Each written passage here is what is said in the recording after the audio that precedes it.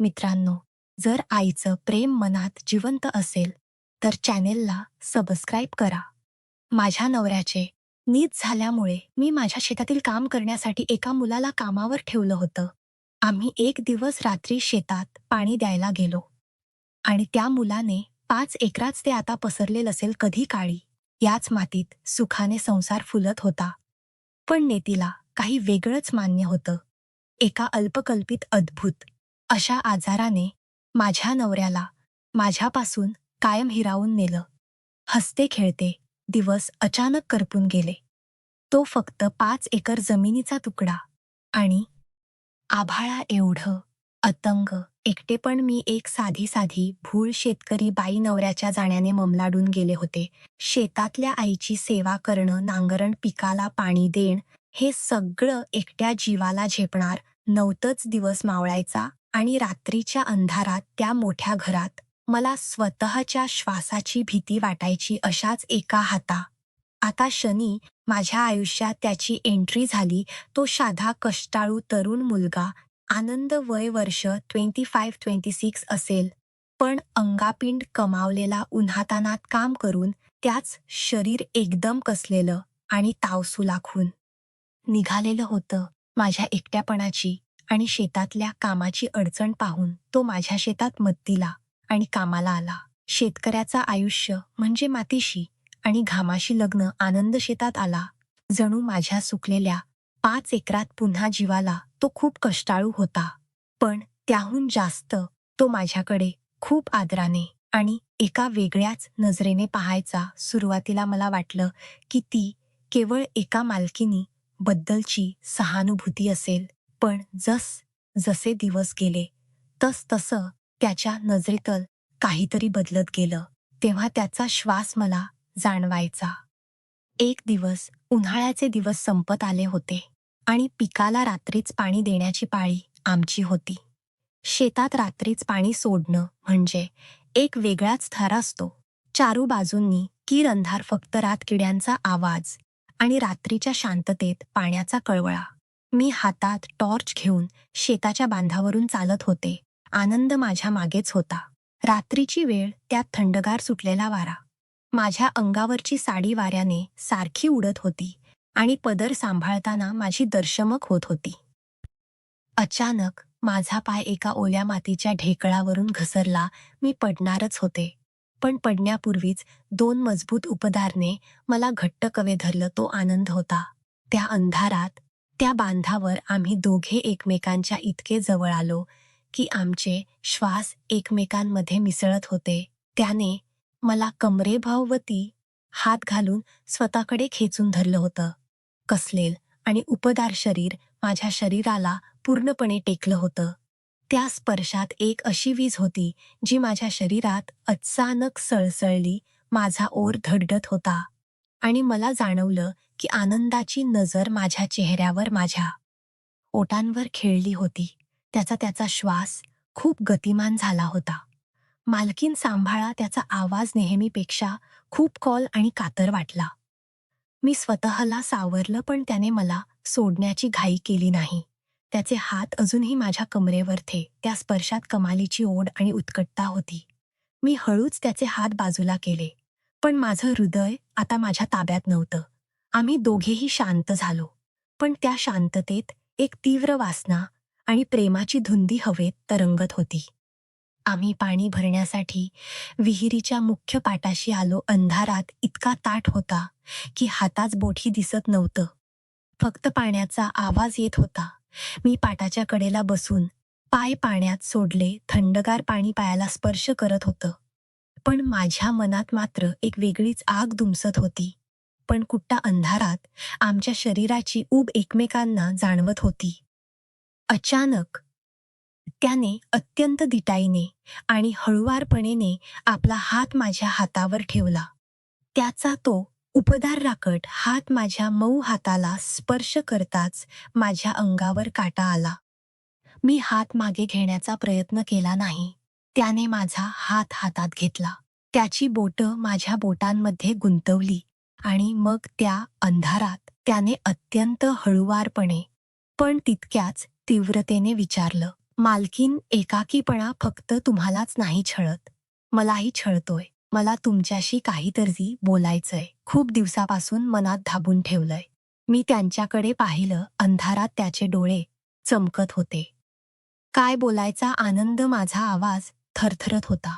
त्याने माझा हात थोडा जास्त घट्ट दाबला आणि म्हणाला, मला तुमची काळजी घ्यायची. मला तुमच्यावर मनापासून प्रेम झाले. मला तुमच्यासोबत लग्न करायचंय आनंदचे. ते शब्द रात्रीच्या त्या शांततेत एखाद्या विजेसारखे कडकडले. माझे पाय अजूनही पाटाच्या थंडगार पाण्यात होते. पण त्याचे ते शब्द ऐकताच माझ्या संपूर्ण शरीरात काळजाची धडधड इतकी वाढली की मला स्वतःच्याच हृदयाचे ठोके ऐकू येत होते. मी सुन्न झाले होते. एक साधी नवऱ्याच्या निधनानंतर एकटी पडलेली शेतकरी बाई मी, आणि माझ्यापेक्षा वयाने लहान असलेला शेतात काम करणारा हा तरुण मुलगा माझ्यासमोर हात धरून लग्नाची मागणी घालत होता. आनंद, हे तू काय बोलतोयस? तुला समजतंय का? माझा आवाज थरथरत होता. मी माझा हात त्याच्या पकडीतून सोडवण्याचा प्रयत्न केला. पण त्याने तो सोडला नाही. उलट त्याने दुसरा हातही माझ्या हातावर ठेवला. मला सगळं समजतंय मालकीन, मीही विचार करून बोलत नाहीये. हे माझ्या मनात कित्येक महिन्यापासून घुमसतंय. आनंदचा आवाज अत्यंत खोल आणि गंभीर झाला होता. जेव्हापासून मी या शेतात आलोय, मी तुम्हाला एकच झगडताना पाहिलंय. तुमच्या डोळ्यातलं दुःख, तुमचं ते एकाकीपण माझ्या काळजाला आरपार टोचत होत. सुरुवातीला ती फक्त सहानुभूती होती, पण कधी कधी मी तुमच्या प्रेमात पडलो. हे माझं मला समजलं नाही. त्याकीर अंधारात रातक किड्यांच्या आवाजाच्या पार्श्वभूमीवर आनंद माझ्या आणखी जवळ सरकला. आमचे खांदे एकमेकांना घासले गेले. उन्हातानात काम करून कमावलेल्या त्याच्या शरीराची ती तीव्र ऊब मला माझ्या अंगावर जाणवत होती. पाटात वाहणाऱ्या पाण्याचा खळखळाट आणि आमच्या श्वासांचा वेग आता आता एक झाला होता.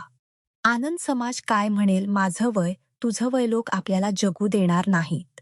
मी व्यावहारिक जागी भीती मांडण्याचा प्रयत्न केला, पण माझ्या स्वतःच्या आवाजातही ताकद हरवली होती. कारण मनात कुठेतरी एका स्त्री म्हणून मलाही त्या सुरक्षितेची आणि उपदार कवेत घेणाऱ्या हातांची आस होती. मला समाजाची पर्वा नाही मालकीन, मला फक्त तुम्ही हवे आहात. अनन्य अत्यंत दिटाईने माझा हात उचलला आणि थेट आपल्या छातीवर ठेवला. त्याच्या छातीवर हात ठेवताच मला त्याच्या हृदयाचे वेगवान ठोके स्पष्ट जाणवले. त्याचे स्नायू कमालीचे घट्ट आणि होते. त्याचा तो पुरुष स्पर्श माझ्या हाताला सुकून गेला. कित्येक वर्षानंतर एका पुरुषाचा असा जिवंत उष्ण स्पर्श माझ्या शरीराला होत होता. माझे डोळे नकळत मिटले गेले आणि माझ्या तोंडातून एक हलकीशी उसा निघाली. माझी ती अवस्था पाहून आनंद अधिकच उतावीळ झाला. त्या अंधारात त्याने हळूच आपला हात माझ्या गालावर आणला. त्याचे राकट कष्टाळू हात माझ्या मऊ गालावर फिरू लागले. त्याचा तो स्पर्श इतका तीव्र होता की माझ्या अंगावर शहारा आला. माझ्या शरीरात एक सुप्त वासना आणि ओढ जागी होऊ लागली होती. तुम्हाला माझी भीती वाटते का? आनंदने अगदी माझ्या कानाजवळ येऊन हळू आवाजात विचारलं. त्याचा गरम श्वास माझ्या कानाच्या पाळीला आणि मानेला स्पर्श करून गेला. त्याने माझ्या शरीरात एक वेगळीच वीज चमकली. नाही आनंद, भीती नाही तुझी या परिस्थितीची वाटते, मी अत्यंत कातक स्वरात म्हणाले. मग स्वतःला माझ्या स्वाधीन करा, किमान या रात्रीसाठी तरी सगळं विसरून जा, असं म्हणत आनंदने अत्यंत हळुवारपणे पण घट्ट हाताने मला कवेत उडलं. यावेळी मी विरोध करू शकले नाही. माझ्या हात नकळत त्याच्या रुंद खांद्यावर गेले. त्याने मला स्वतःशी छातीशी इतक घट्ट दाबलं की आमच्यातील अंतर पूर्णपणे मिटलं. वाऱ्याने माझ्या साडीचा पदर आधीच बाजूला सरकला होता. त्याच्या गरम हातांचा स्पर्श आता थेट माझ्या पाठीवर आणि कमरेवर झाला.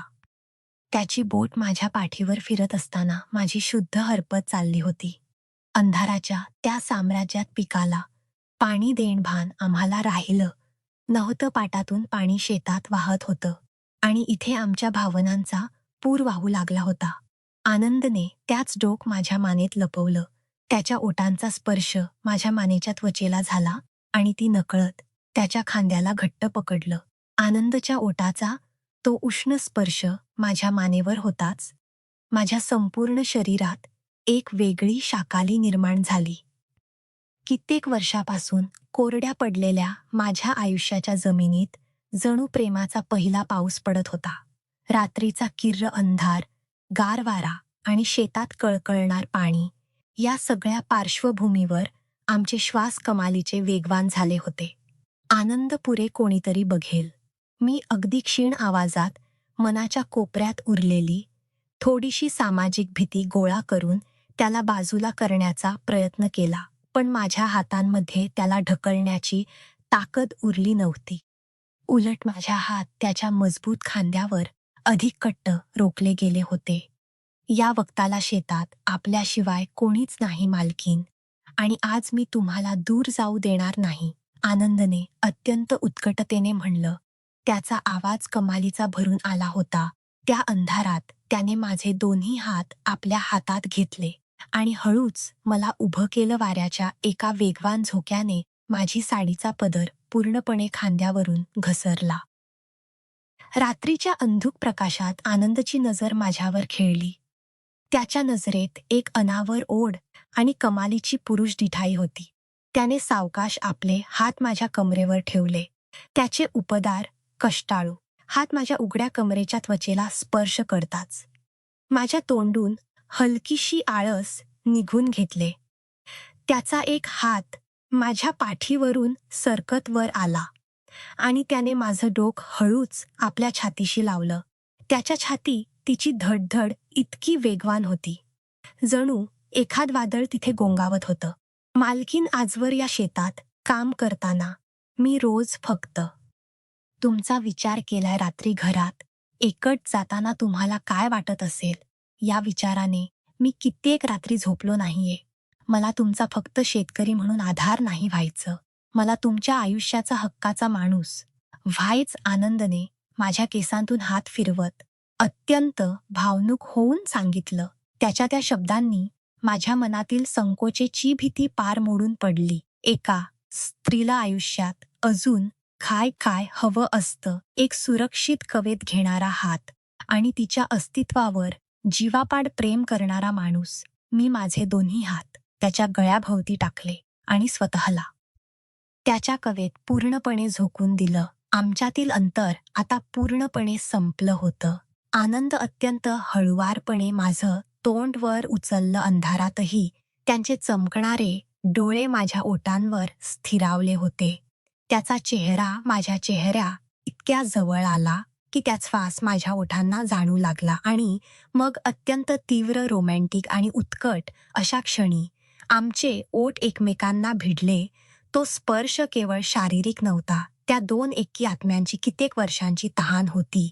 आनंदने मला इतक्या घट्ट कवेत धरलं होतं की मला श्वास घेणेही कठीण होत होतं, पण त्यात बंधनात एक अद्भुत सुख होतं. त्याचे हात माझ्या पाठीवर आणि कमरेवर अत्यंत वेग ठिकाणी फिरत होते, जणू तो मला स्वतःमध्ये समावून घेऊन पाहत होता. शेतातल्या पिकाला पाणी देणारा तो पाठ वाहतच होता, पण आम्ही दोघं प्रेमाच्या आणि स्पर्शाच्या एका वेगळ्याच महापुरात वाहून गेलो होतो. त्या रात्री निसर्गानेही आम्हाला जड ज्या शेतात फक्त माझा घाम आणि कष्ट पाहिले होते, त्या शेताने आज माझं पुन्हा फुललेलं स्त्रीत्व आणि आमचं उत्कट प्रेम पाहिलं. बराच वेळ त्या धुंदीत गेल्यानंतर आनंदने हळूच आपले ओठ मागे घेतले, पण त्याने मला कवेतून सोडलं नाही. त्याने माझं कपाळ चुंबलं आणि मला आपल्या भाऊमध्ये सुरक्षितपणे वेळून ठेवलं. आता तरी विश्वास बसला ना माझ्यावर प्रेम? आता तरी विश्वास बसला ना माझ्या प्रेमावर? त्याने हलक्या सुरात विचारलं. मी त्याच्या छातीवर डोक ठेवून फक्त होकर आरती मांडवली. माझं मन आता शांत होतं. त्या अंधारे आणि तीव्र रोमॅन्टिक रात्रीनंतर शेतातील ती वेळ जणू थांबली होती. पाटाटाटाच पाणी शेतातल्या पिकांना तृप्त करत होतं आणि इथे विहिरीच्या कडेला आम्ही दोघे एकमेकांच्या कवेत विसावलो होतो. वाऱ्याची एक थंडगार झुळूक खाली ज्याने माझ्या शरीरात शहारा आणला. मी आनंदच्या मिठीत आणखीनच स्वतःला गोळा करून घेतलं. माझी अवस्था पाहून आनंदच्या चेहऱ्यावर एक गोड पुरुषी हसू उमटलं. त्याने अत्यंत प्रेमाने स्वतःची चादर काढली आणि ती माझ्या उघड्या खांद्यावर पांघरली. पण ती चादर पांघरताना त्याने उपदार हात पुन्हा एकदा माझ्या हाताला आणि गळ्याला स्पर्श करून गेले. त्या स्पर्शात आता सुरुवातीची भीती नव्हती, तर एक हक्काची आणि तीव्र ओढ होती. मालकीन नाही. आता मी तुम्हाला मालकीन नाही म्हणणार, आनंदने अगदी माझ्या कानाजवळ येत आपल्या आवाजात हळू करत म्हटलं. त्याचा गरम श्वास माझ्या कानाच्या पाळीला स्पर्श करत होता, ज्यामुळे माझ्या मनात पुन्हा एकदा थरका उडाला. मग काय म्हणणार, मी लाजून माझं तोंड त्याच्या छातीवर लपत विचारलं. माझी राणी, माझ्या याच 5 एकर समाजाची आणि माझ्या मनाची राणी आनंद अत्यंत देटाईने माझं हनुवटी धरून माझं तोंड वर उचललं. त्या अंधारातही माझे डोळे प्रेमाने आणि एका वेगळ्याच धुंदीने चमकत होते. त्याने सावकाश आपले मजबूत हात माझ्या पाठीवरून फिरवत मला आपल्या आणखी जवळ ओढलं. आमचे शरीर पुन्हा एकदा एकमेकांना पूर्णपणे टेकली. त्याच्या छातीचे घट्ट स्नायू माझ्या छातीवर दाबले जात होते आणि आमच्या हृदयाचे ठोके एकाच लयत धडकत होते.